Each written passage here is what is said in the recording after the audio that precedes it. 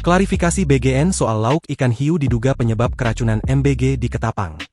Badan Gizi Nasional menyampaikan klarifikasi atas insiden keracunan makanan dalam program makan bergizi gratis yang terjadi di SDN 12 Benua Kayong Kabupaten Ketapang, Kalimantan Barat. Menu yang disajikan saat kejadian pada Selasa, 23 September 2025, mencakup nasi putih, filet ikan hiu goreng saus tomat, tahu goreng, oseng kol dan wortel, serta buah melon. Sebanyak 25 orang terdiri dari 24 siswa dan 1 guru mengalami gejala keracunan seperti muntah, demam, sakit perut, dan mual.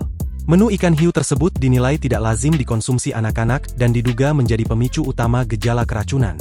Wakil Kepala BGN, Nanik S. Dayang, menjelaskan bahwa pemilihan menu MBG disesuaikan dengan kearifan lokal di masing-masing daerah.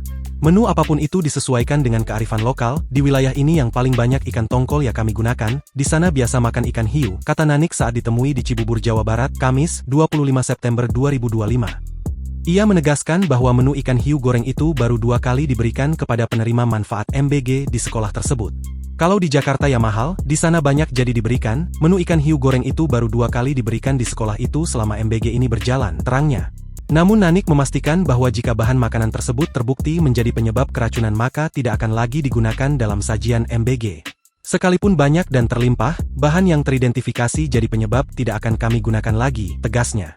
Kepala Regional MBG Kalbar, Agus Kurniawi, mengakui bahwa penyajian menu tersebut merupakan kelalaian serius dari Dapur Satuan Pelayanan Pemenuhan Gizi Mulia Kerta.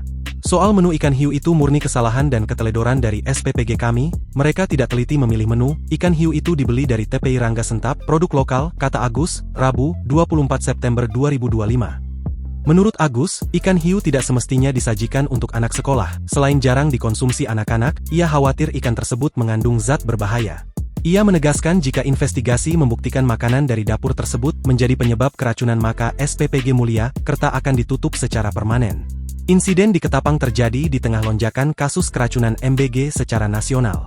Berdasarkan data terbaru dari Jaringan Pemantau Pendidikan Indonesia, hingga 21 September 2025 tercatat 6.452 siswa mengalami keracunan akibat konsumsi makanan MBG di 18 provinsi.